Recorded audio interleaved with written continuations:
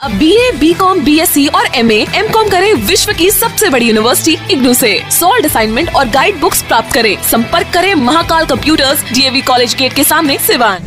देखिए, मैं आपके चैनल के माध्यम से सारे आवाम को, सारे जनता को, सारे बिहार और देशवासियों को नमस्कार, आदाब, प्रणाम, सलाम करता हूँ। बहुत बहुत स्वागत आपके चैनल को।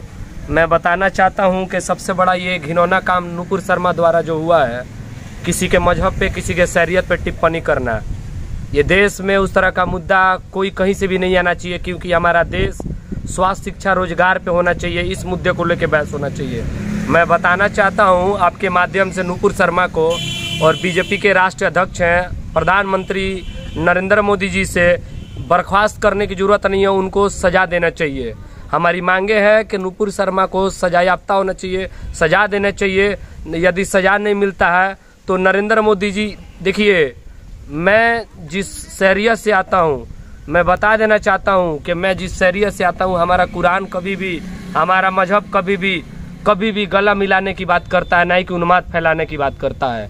और जिस मोहम्मद सल्लल्लाहु अलैहि वसल्लम को सारी कायनात मानती हैं, जो हमारे प्रॉफिट मोहम्मद सल्लल्लाहु अलैहि वसल्लम है, तो मैं बताना चाहता हूँ उस बेशरम नुपुर शर्मा को, जो उन्माद की तरह बयान दी है, जो दंगा फसाद फैलाने को, देश की अमन चैन शांति को खराब करने की जो बयान दी है, बताना चाहता हूँ वही मोहम्मद सल्लल्लाहु अलैहि वसल्लम का कॉल है, हमारे प्रॉफिट जो है, कि जो किसी गैर मजहब के लोगों से, किसी गैर मजहब के लोगों को तकलीफ दिया, समझो हमें तकलीफ दिया, उनकी शख्सियत हुआ, उनका बयान ये है।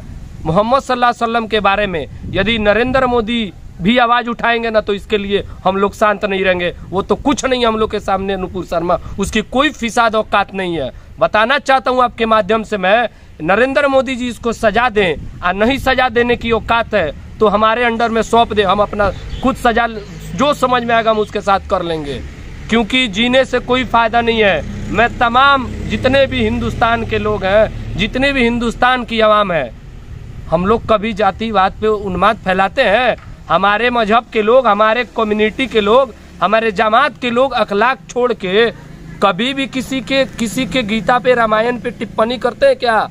कोई एक एविडेंस है? कोई दिखा देगा? कोई बताने वाला है?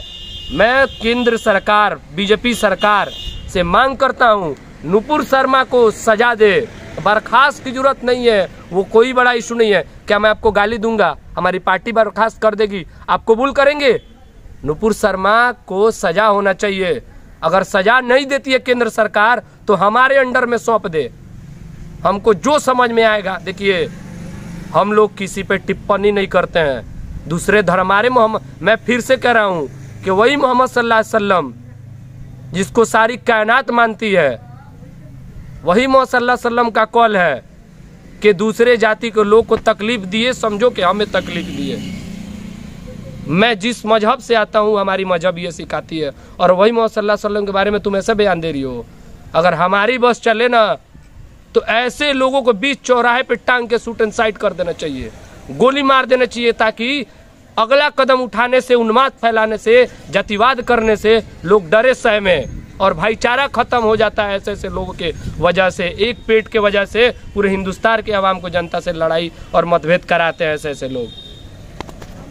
देखिए, बेरोजगारी का बदहाल इस तरह से हुआ है हिंदुस्तान में कि जो नौकरी आए दिन मिलना चाहिए, 2 करोड़ के जो आश्वासन दिए थे माननीय मोदी जी, वो 2 करोड़ से ज़्यादा घटते जा रहा है।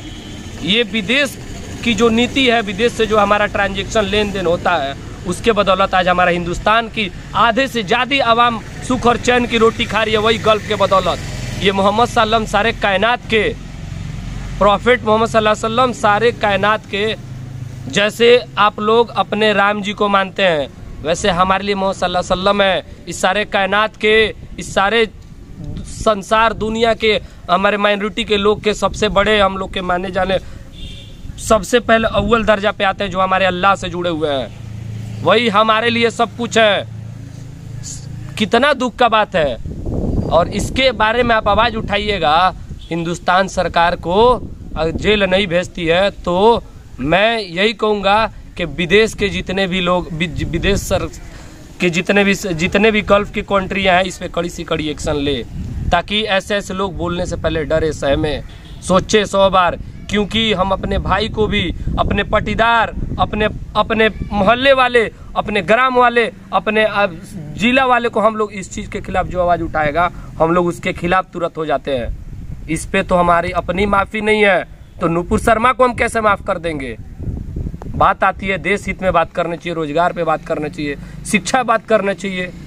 क्या गीता से लिखा है दूसरे मजहब को अभद्र टिप्पणियाँ करो, दूसरे मजहब पे, दूसरे मजहब के लोगों को तकलीफ पहुँचाओ? हमारा कुरान में ये कैसे हम स्वीकार कर रहे हैं?